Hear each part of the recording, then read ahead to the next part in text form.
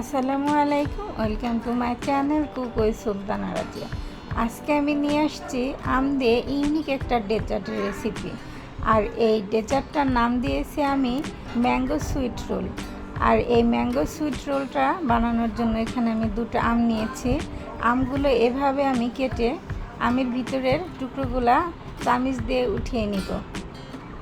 এভাবে আমি সবগুলো আম কেটে নিয়েছি। এখন একটা ব্লেন্ডার জারে আমগুলো দিয়ে আর চিনি দিয়ে আমি ব্লেন্ড করে নিব। আম যেহেতু মিষ্টি, এখানে চিনিটা কম ব্যবহার করলে হবে। এখানে আমি 2 টেবিল চামচ চিনি দিয়ে দিয়েছি। চিনি দেওয়ার পরে ব্লেন্ড করে নিব। ব্লেন্ড করে নিয়েছি আমি। এখন চুলায় একটা কড়াই বসিয়ে দিয়েছি। কড়াইতে আমি আমের পিউরিগুলা ঢেলে দিব। আমের পিউরিটা দেওয়ার পরে এখানে আমি 2 কাপ পরিমাণ গুঁড়া দুধ দিয়ে দিব। গুঁড়া দুধটা একটু পরিমাণে বেশি দিতে হবে। এখন আমি চুলাটা জালটা অন করে দিব, দিয়ে নেড়ে চেড়ে আমি এই পিউরিটা রান্না করে নিব। মিডিয়াম আঁচে রান্না করতে হবে, বেশি হাই হিটে দেওয়া যাবে না, তাই চুলার আঁচটা মিডিয়াম আঁচে রাখবেন। আর এভাবে নেড়ে চেড়ে এই পিউরিটা রান্না করে নেবেন। চিনিটা আপনারা এই সময়ে দিতে পারেন, কিন্তু এই সময় দিলে চিনিটা ব্লেন্ড করে পাউডার বানিয়ে নিতে হবে। আর এই সময় আমি চিনিটা দিব না দেখে আমি ব্লেন্ড করার সময় চিনিটা দিয়ে দিয়েছি। যখন এভাবে বলক চলে আসবে তখন এখানে আমি 1 চা চামচের মতো ঘি দিয়ে দিব। ঘি দিয়ে আবারও নেড়ে চেড়ে পিউরিটা রান্না করে নিব। ঘি দেওয়াতে অনেকটা সফট আসবে। এরকম মিডিয়াম আঁচে নেড়ে চেড়ে রান্না করে নিতে হবে। 10 মিনিট রান্না করার পরে এইরকম ঘন হয়ে এসেছে আর চামচের সাথে কড়াই থেকে উঠে আসতেছে, তখন মনে করবো আমাদের এই আমের পিউরিটা রান্না হয়ে গেছে। আমি ঠান্ডা করার জন্য সাইডে রেখে দিয়েছি। এদিকে চুলায় প্যান বসিয়ে দিয়ে 1 কাপ নারিকেলের গুঁড়া আর 1 কাপ চিনি দিয়েছি আর 1 চা চামচের মতো ঘি দিয়েছি। ঘি দেওয়ার পরে এখন আমি এই নারিকেল আর চিনিটা নেড়ে চেড়ে মিশিয়ে নিব। যতক্ষণ না চিনিটা গলে না যাবে ততক্ষণ পর্যন্ত রান্না করে নিব। যখন চিনিটা গলে যাবে এইভাবে, তখন এখানে আমি গুঁড়া দুধ দিয়ে দিব। এখানে আমি 1 কাপ গুঁড়া দুধ দিয়েছি। আপনারা আপনাদের নারিকেলের পরিমাণ অনুযায়ী গুঁড়া দুধ দিতে পারেন। গুঁড়া দুধ দেওয়ার পরে এইভাবে আমি নেড়ে চেড়ে নারিকেলটা রান্না করে নিব। এরকম ঘন হয়ে যাবে আর একবারে চামচের সাথে উঠে আসবে কড়াই থেকে, তখন মনে করবো আমাদের নারিকেলের পুরটাও রেডি হয়ে গেছে। আমি নারিকেলের পুরটাও একটা প্লেটে নামিয়ে ঠান্ডা করে নিব।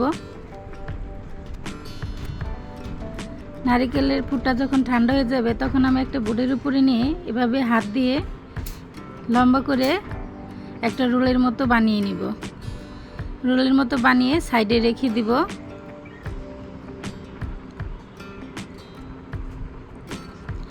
এইভাবে আপনারা মিষ্টিটা বাসায় অবশ্যই বানিয়ে খাবেন। আমার বিশ্বাস আপনাদের বাসার সবাই খেয়ে অনেক প্রশংসা করবে আর অনেক পছন্দ করবে। আর আমের পিউরিটা যেটা আমি বানিয়ে রেখেছিলাম ঠান্ডা হয়ে গেছে, সেটা আমি এখানে একটা বেকিং পেপার বসিয়ে তার উপরে আমের পিউরিটা দিয়ে এভাবে স্প্যাচুলার সাহায্যে ছড়িয়ে দিয়েছি। যখন এভাবে ছড়ানো হয়ে গেছে তখন উপরে আমি আরেকটা বেকিং পেপার দিয়ে ঢেকে দিব। ঢেকে দেওয়ার পরে আমি বেলুন দিয়ে এভাবে আলতো করে বেলে নিব। বেশি চাপ দিয়ে বেলা যাবে না, হালকাভাবে 2 সাইড থেকে বেলে নিতে হবে। বেলে নেওয়ার পরে উপরের পেপারটা আমি উঠিয়ে ফেলব।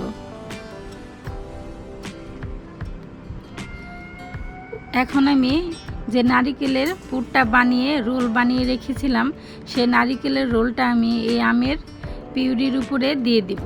দিয়ে হালকাভাবে একটু চেপে দিয়ে এভাবে এক সাইড থেকে মুড়িয়ে দিব। একটু একটু করে মোড়াতে হবে আর পেপারটা সরিয়ে নিতে হবে, না হলে পেপারটা আমের সাথে লেগে যাবে। এজন্য হালকা করে মোড়াতে হবে আর পেপারটা আস্তে আস্তে সরিয়ে দিতে হবে। এভাবে যখন পুরোপুরি মোড়ানো হয়ে যাবে তখন হাত দিয়ে এভাবে চেপে চেপে একটু আর এভাবে লম্বা করে একটু ঘুরিয়ে ঘুরিয়ে আমি পিউরির মধ্যে নারিকেলের পুরটা সুন্দরভাবে সেট করে নিব। এভাবে আমি হাত দিয়ে একটু ঘুরিয়ে ঘুরিয়ে দিব যাতে আমের পিউরিটা নারিকেলের সাথে পুরোপুরিভাবে মিশে যায়। এখন আমি আলতো করে পেপারটা খুলে ফেলব। খুলে ফেলে এভাবে হাত দিয়ে 2 সাইড থেকে চেপে চেপে আমি আটকিয়ে দিব।